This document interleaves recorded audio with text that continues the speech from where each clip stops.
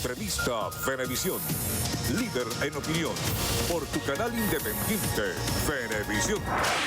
Muchísimas gracias por acompañarnos en Entrevista Venevisión. Ya estamos listos para iniciar nuestra conversación con el invitado del día de hoy. Él es Omar Barbosa, diputado ante la Asamblea Nacional en representación de Un Nuevo Tiempo. Gracias por acompañarnos. Muchas gracias a ustedes. Buenas tardes a todos.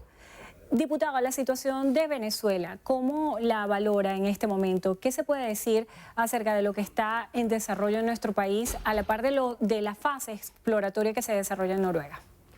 Bueno, en primer lugar, creo que la situación de Venezuela es de colapso institucional, de gravísima crisis humanitaria, muy difícil.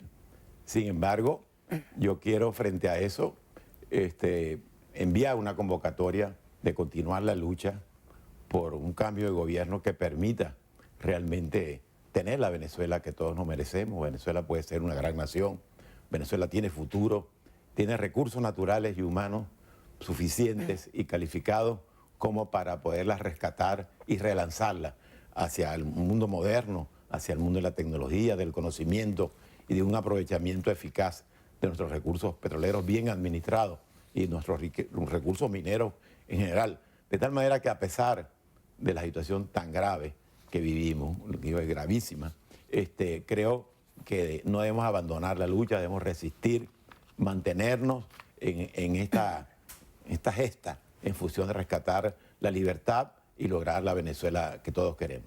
En política corren los tiempos de manera diferente, como lo pueden correr para, por ejemplo, los pacientes que están a la espera de una resolución médica para una situación particular. Desde la oposición, ¿qué se está haciendo para solucionar estas realidades? ¿Qué se está haciendo desde la Asamblea Nacional? ¿Y cómo se pueden hacer aproximaciones a soluciones concretas mientras transcurre el tiempo político? Sí, bueno, lamentablemente la solución de los problemas de fondo de los venezolanos tiene como precondición el cambio político, porque tenemos un gobierno que ni lava ni presta la batea. Nosotros hemos querido traer ayuda humanitaria, por ejemplo, para impulsar soluciones, por lo menos parciales, a la crisis que están viendo los venezolanos y no lo permiten. Ayer nomás me informó el diputado William Barrientos, que regresó de Curazao, que está perdiendo la ayuda humanitaria allá, fórmulas lácteas, medicinas, etcétera, porque el gobierno no permite que si no la traen ellos y no la manejan ellos con sentido político, sectario, que nadie la traiga. Entonces, llegamos a la conclusión de que solamente a través del cambio político es posible una solución de fondo. Mientras tanto, hay muchos equipos trabajando y sectores privados también en ayudar a la gente en lo que se puede, pero es insuficiente para el tamaño de la crisis. Diputado, ¿qué le responde usted a los voceros del oficialismo que dicen constantemente que parte de esta crisis que vive nuestro país es producto de las sanciones que fueron promovidas desde la oposición venezolana? Y cuando, por ejemplo, se aborda el caso del Hospital JM de Los Ríos, veíamos que atribuyen a este bloqueo económico el no dar solución a esos casos en concreto. ¿Qué le responde usted a ellos? Yo les respondo que digan la verdad, que no sigan engañando al pueblo de Venezuela, que eso está ocurriendo como consecuencia de su fracaso en materia de salud. Les voy a poner un ejemplo. El mismo día que Nicolás Maduro responsabilizó a la oposición por la muerte de los niños en JM de Los Ríos, anunció una inversión de 49 millones de euros para comprar uniformes y armas militares. Cuando nos han dicho los médicos del JM de Los Ríos que el programa está paralizado, los de trasplantes de médula ósea, porque hay una deuda del gobierno de 10 millones de euros con el gobierno italiano. Entonces no hay los 10 millones de euros para resolver los problemas de los trasplantes de médula ósea, pero sí hay 49 millones de euros para comprar uniformes militares y armas. Eso no se lo cree nadie. Aquí la crisis comenzó desde el 2013, desde el 2014. La caída de la producción, todo el desorden que tenemos se ha agravado de esos años para acá, de tal manera que eso no se lo cree nadie porque hay cifras que demuestran todo lo contrario. ¿Qué pasa con los ciudadanos de a pie que están viviendo a diario no solamente penurias en materia de salud, sino también de alimentación? Ahora el tema de la gasolina, las fallas de los servicios básicos, electricidad, agua. Mientras lo político se resuelve, ¿qué soluciones ofrece la oposición? Bueno, la solución es que todos esos venezolanos que están sufriendo esa tragedia se incorporen también al lado de ver cómo soportan esa tragedia a la lucha por el cambio. Porque nosotros tenemos que ser sinceros, no podemos caer en la política mentirosa del gobierno. Si no hay un cambio de gobierno, no hay solución a los problemas que están afectando la calidad de vida de los venezolanos. Esa es la verdad. El venezolano que no consigue gasolina o que no consigue comida o que se le va la luz. Yo soy zuliano. Normalmente paso los fines de semana en el Zulia. Allá estamos viviendo una tragedia inhumana como consecuencia de que se robaron más de 100.000 millones de dólares que se le asignó al sector eléctrico. Mire, el sistema del Guri, todo el sistema eléctrico nacional, costó unos 50.000 millones de dólares. Este gobierno recibió más de 100.000 millones de dólares para invertir en electricidad y estamos como estamos. Toda la generación termoeléctrica del Zulia está caída. El Zulia necesita 1.700 megavatios y apenas nos está llegando al Guri 400, porque lo que debería generar las termoeléctricas del Zulia no lo generan porque las quebraron, porque utilizaron el dinero para enriquecerse ellos, y esa es la razón de la crisis que estamos viviendo. ¿Cuál es la realidad del Zulia, además de las fallas del servicio eléctrico? Bueno, la realidad del Zulia es que no funcionan los hospitales, no tienen insumos de ningún tipo, de que no hay transporte público, de que no hay gasolina, de que, por supuesto, como no hay electricidad, también no hay comunicación. Bueno, una tragedia, le digo, una tragedia humana. Es la mejor manera de simplificar esa gran situación negativa que está viviendo la región zuliana, que no se merece eso después de haber aportado tanto al desarrollo del país. Diputado, el Grupo Internacional de Contacto sostuvo encuentros con factores del gobierno y de la oposición venezolana. Quisiera conocer de su boca cómo fueron esos encuentros, a qué conclusiones se llegaron y cuáles son las bases sobre las cuales se está sentando esta fase exploratoria de diálogo en Noruega. No descartamos ninguna vía.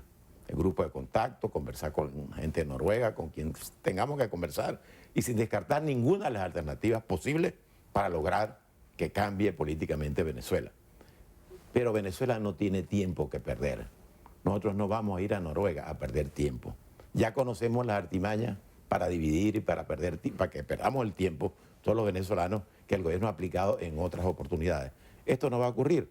Que sea el pueblo de Venezuela. Esta es una crisis tan grave que tenemos que ponerla no en manos de unos políticos o de alguien que está en Miraflores o en otra parte, en manos del pueblo de Venezuela. Y para eso tiene que haber unas elecciones libres, que es el final de esta lucha que nosotros tenemos. Diputado, cuando se hace una revisión de los procesos de diálogo en Venezuela, este sería el quinto proceso al cual se somete el país en estos últimos 20 años. Hemos tenido experiencias con UNASUR, el Vaticano, República Dominicana. Y cuando se contrastan las distintas opiniones, tanto de representantes de la oposición como del gobierno, los del gobierno sostienen que la oposición va siempre dividida en torno a los planteamientos. En este caso, ¿hay una línea de conducción que sea coherente entre todos los factores que hacen vida en la oposición venezolana para llegar a un acuerdo? El liderazgo de la oposición está hoy más claro que nunca. El liderazgo de la oposición lo tiene el presidente de la Asamblea Nacional, Juan Guaidó, y quienes están representando a la oposición venezolana están designados por él. Y van totalmente unidos y bajo su dirección. Son excusas del gobierno, porque no tienen cómo explicar por qué no han cumplido todo lo que habían prometido en los diálogos que se hicieron. Yo participé en el primero, en abril de 2014. Lo recuerdo perfectamente. Ahí hubo una serie de compromisos del gobierno que solamente duraron hasta que se calmaron las cosas. Ahí yo le dije, por cierto, a Rafael Ramírez, delante de Nicolás Maduro, que si no rectificaban el rumbo de la política económica, íbamos a llegar a donde estamos llegando. En ese momento, en abril del 2014, la inflación había llegado al 56% y nosotros en ese debate, el que tenga interés puede bajarlo por YouTube, le advertimos al ministro Ramírez en ese momento que por ese camino íbamos a llegar a la hiperinflación.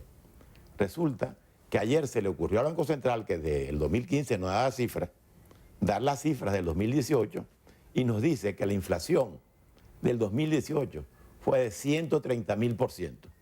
O sea, si en el 2014 estábamos alarmados porque estábamos en 56%, imagínense, estamos en 130.000% en el 2018, lo que quiere decir que por no hacer caso, por no hacer lo que se comprometieron a hacer, tienen a Venezuela donde la tienen, porque se dedicaron fue a hacerse ricos.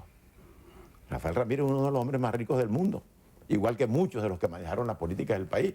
¿Y quién está pagando las consecuencias? La factura de esa irresponsabilidad, de esa corrupción, la está pagando el pueblo de Venezuela con la tragedia que está viviendo desde el punto de vista humano. Acerca de esa divulgación de las cifras del Banco Central de Venezuela, siempre se cuestionó el oscurantismo que había en torno a estas cifras para hacer proyecciones en materia económica de nuestro país.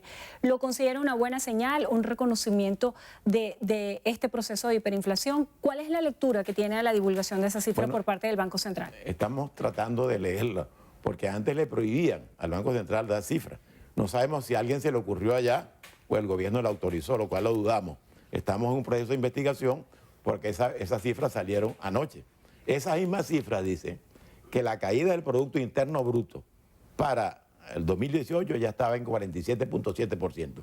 Imagínese usted un país donde ya casi la mitad de la producción se ha caído, y eso era el 2018, porque en el 2019 ha continuado. Entonces los señores ni lavan ni prestan la batea. Lo que tienen es que entregarle en manos del pueblo el poder para que el pueblo decida cuál es la salida, cuál es la solución.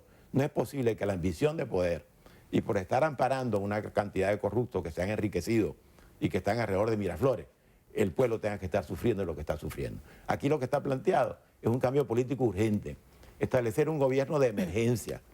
Nosotros tenemos un plan, el Plan País, que se divide en 3 etapas. La etapa de la emergencia, para atender lo que es la situación actual del país, una etapa de estabilización y una etapa de reformas estructurales para hacer de Venezuela un país moderno, de avanzada, al lado de la revolución del conocimiento, que es la única revolución que tiene vigencia en esta época de la humanidad.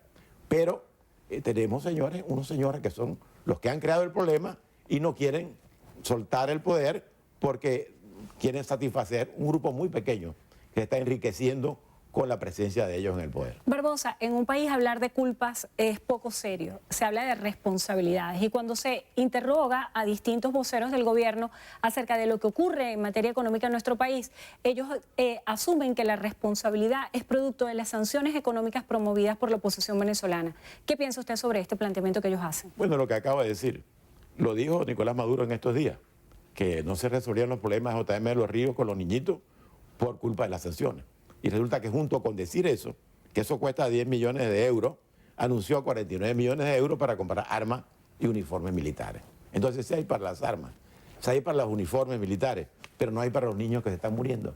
¿Quién cree eso? Quien destruyó el país fueron ellos. Y las sanciones vienen del 2017 para acá.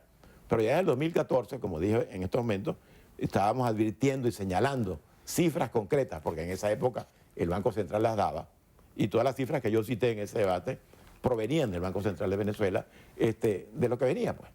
En el marco de anuncios por parte del Tribunal Supremo de Justicia de solicitud de allanamientos de inmunidad parlamentaria, como se hizo el día de ayer al diputado Rafael Guzmán, se hace también la divulgación de una posibilidad de elecciones parlamentarias anticipadas. ¿Cuál es el escenario en este momento para la oposición en materia electoral? Bueno, 2 cosas. En primer lugar, ese TCJ es un bufete del gobierno, que lo que hace es complacer lo que el gobierno le pida. No tiene, cuando le solicita a la supuesta constituyente el allanamiento, se lo está solicitando a quien no tiene la facultad constitucional para hacerlo, que le corresponde a la propia Asamblea Nacional, de acuerdo al artículo 200 de la Constitución. Eso en primer lugar.